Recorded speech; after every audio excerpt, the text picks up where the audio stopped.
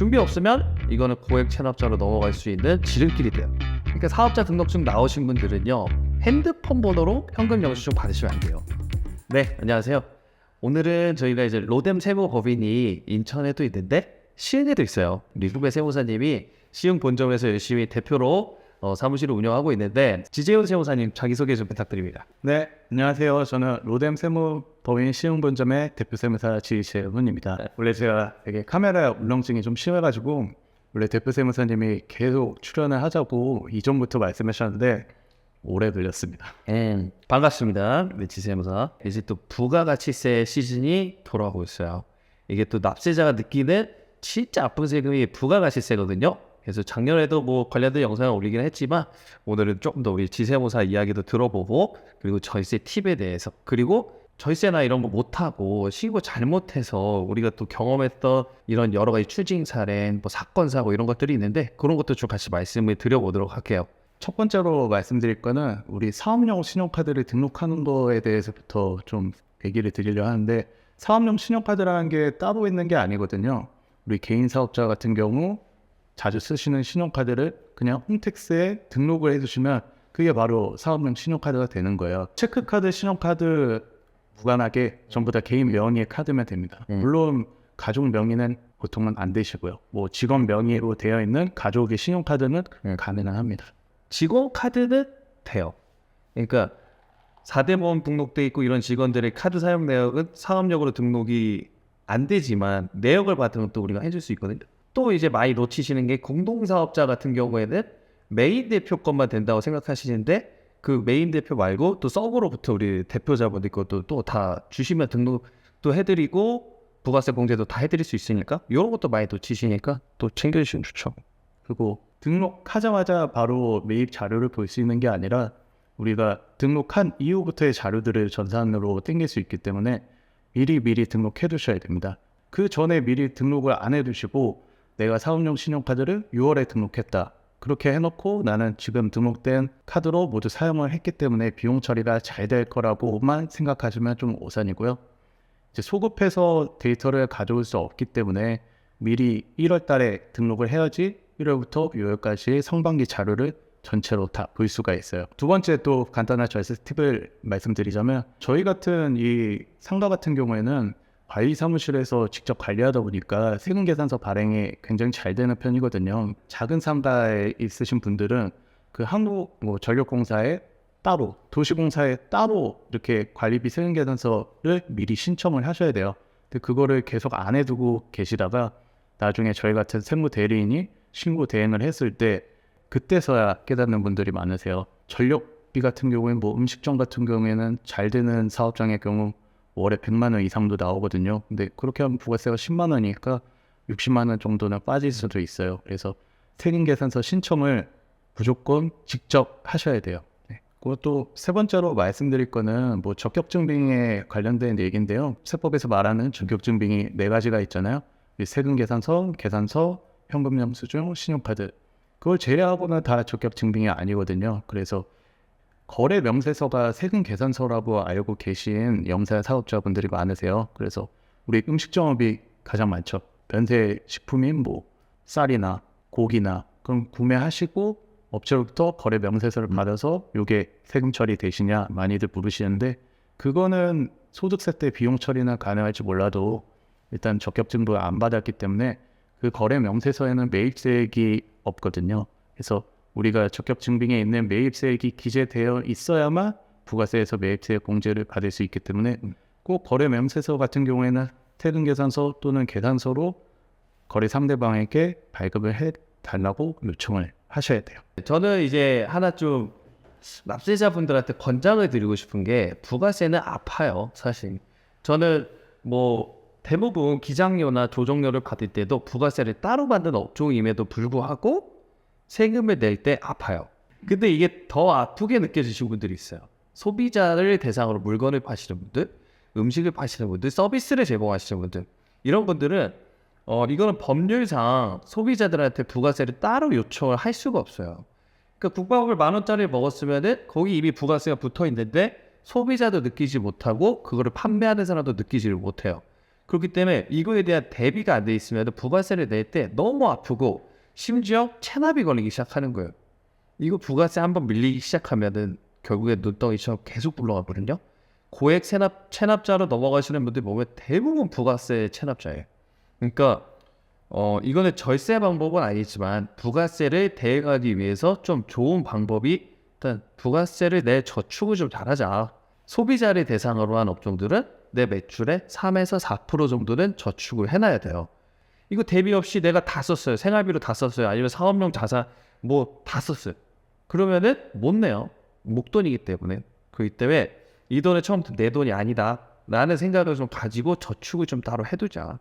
이게 저희 거래처 고객분들한테 많이 얘기하는 거예요. 이 부가세를 저축한다는 게 웃길 수는 있는데 준비 없으면 이거는 고액 체납자로 넘어갈 수 있는 지름길이 돼요. 못 내면 여러 가지 구제 절차는 있어요. 너무 사업이 어렵다. 그러면은 고지 유예를 좀 해줘라. 내가 좀 어려우니까 이거 좀 분할해서 내겠다.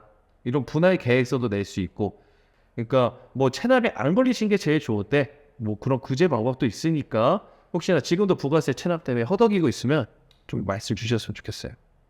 우리 이런 전세 팁도 너무 좋은데 과거의 그런 경험들, 뭐 사건 사고 이런 것들 좀 얘기하면 또 공부가 되거든요. 우리 또 납세자들이 이런 게 이슈가 있었으니까 좀 조심하자. 이런 것들에 대해서 좀 우리 얘기를 좀 해봅시다.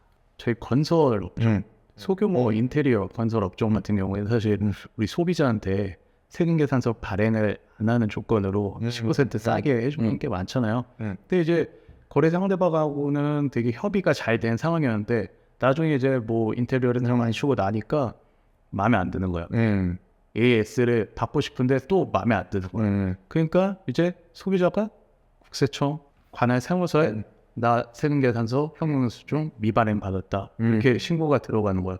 그러면 뭐 사실은 저희가 아무리 협의하더라도 뭐 우리 세법이 일괄급이죠. 그냥 미발행 그럼 또 다시 소득세도 되돌아가서 매출로 올라가다 보니까 종합소득세까지도 굉장히 부담이 커지는 거예요. 그래서 그런 사례가 계속 발생하고 있어서 저는 사업자분들께 말씀드려요. 차라리 소비자한테 처음부터 부가세가 포함된 가액을 솔직하게 말씀드리고 아니면 뭐 나의 수익 구조에서 이 정도는 받아야겠다는 걸 확정을 짓고 매출을 하는 게 낫지 않나.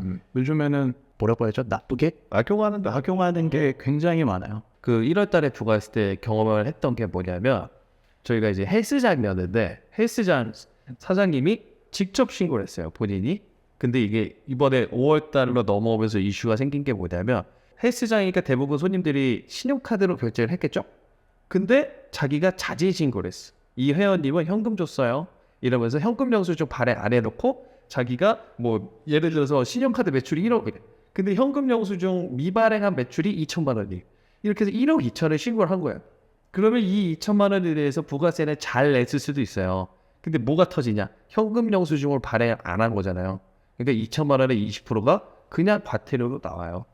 그러니까 자진 신고하는 것도 좋은데 플러스 현금 영수증 의무 발행 업종이라면 현금 영수증도 잘 발행을 해야 돼요. 부가세에 대해서 추징이 나올 건 없었죠. 근데 현금 영수증 안 끊었기 때문에 이거에 대해서 400만 원이 과태료로 그냥 나왔어요. 그러면 이렇게 될 수 있죠. 그 사장님들이 꼭 물어봐요.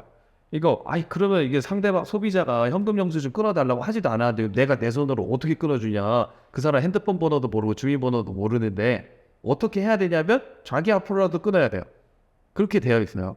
이런 업종들도 좀 있으니까 매출을 신고할 때는 이거는 주의를 해야 된다. 지금 자기가 직접 신고하는 것도 좋은데 이런 세법 지식이 뒷바탕이 없으면은 과태료를 그냥 두들겨 만든 거예요. 그러니까 요즘에 보면 홈페이지나 뭐 광고 같은 걸 보면은 부가세 직접 신고하는 방법, 뭐 심지어 요즘 홈택스도 직접 신고에 대해서 너무 툴이 잘 갖춰져 있으니까요.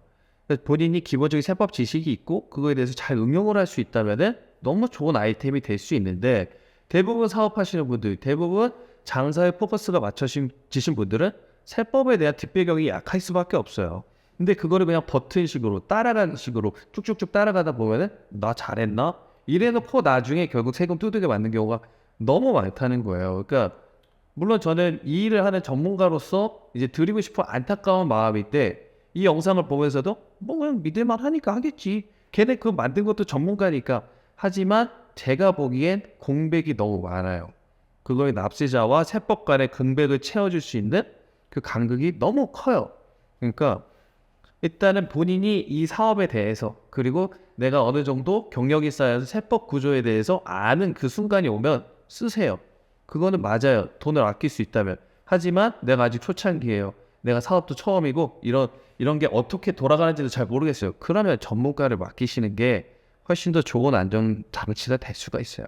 제가 이번에 또 사건 사고에 생각이 드는 게 자기는 이번에 부가가치세 면세 사업장이었대요. 매출을 다 면세로 시고했어요. 면세라는 게 뭐냐면 나는 부가가치세 과세 대상 자체가 아니야 이런 뜻이거든요. 근데 투득이 맞았어요. 뒤집어졌거든요. 그러니까 이분은 세무 기장을 일단 해야 되는 사람이었어요. 그래서 저희가 월 수수료 받았어요. 월에 8만 원 받았을 거거든요. 근데 이분이 세무 기장 없이 자기가 직접 신고하셨어요. 이번에 납부세액이 2천만 원이 넘게 나왔어요. 저희가 8만 원씩 1년에 받아도 96만 원이에요. 이분은 2천만 원의 학원비를 내게 된 거예요. 세금에 대한. 그러니까 이런 거 너무 당장에 뭐 돈이 아까우실 수는 있는데 본인이 이런 거에 대해서 확신이 없다면 꼭 세무 전문가를 통해서 하시는 게 좋죠. 네, 오늘 저희 로뎀 세무법인의 채널에 처음 출연했는데 우리 지세무사 제 후배고 진짜 열심히 하는 세무사님이거든요. 어땠어요? 자주 나올 거죠? 이제 잔소리 안 들으려면 저희 로뎀 세무법인 시흥에도 위치하고 있으니까요. 많은 관심 부탁드리고요. 뭐 세금 신고나 상담 필요하시면은 로뎀 세무법인 시흥 점으로도 편하게 문의 주시기 바랍니다. 세무계의 쿠팡은? 로뎀 세무법인 새벽 배송. 어